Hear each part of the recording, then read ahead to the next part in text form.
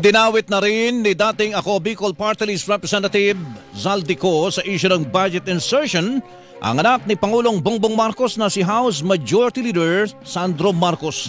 Sinabi ni Ko na nasa halos 51 billion pesos umano ang ipinasingit ng nakababatang Marcos mula 2023 hanggang 2025. Hindi lang po ang Pangulo ang may insertion sa budget. Pati po si Congressman Sandro Marcos meron din pong pinapasok taon-taon. Noong 2023, may 9.636 billion pesos. Noong 2024, 20.174 billion pesos. At nitong 2025, 21.127 billion pesos. Lahat-lahat, kabuuan ay 50.938 billion pesos. Pera.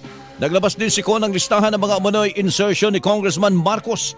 Pinagbantaan din umano si Ko ni Congressman Marcos na kakasuhan at ipatatanggal siya dahil kulang ng 8 billion pesos ang nais nitong ipasingit sa national budget. Ikinagalit naman ito ng nakababatang Marcos dahil may mga kontratista na nakapag-advance na umano sa kanya.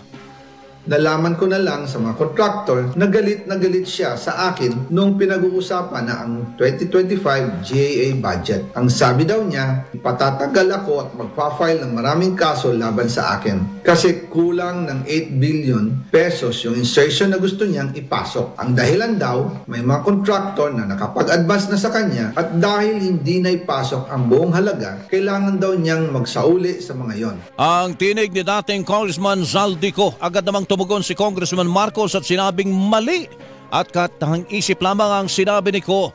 Tinawag din ito ng kongresista bilang bahagi ng destabilisasyon ng pagpapahina sa gobyerno.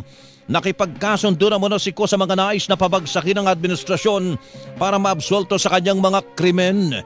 Idinagdag pa ni Congressman Marcos na inalis bilang chairman ng House Appropriations Committee si Ko dahil umano sa kasakiman at korupsyon nito.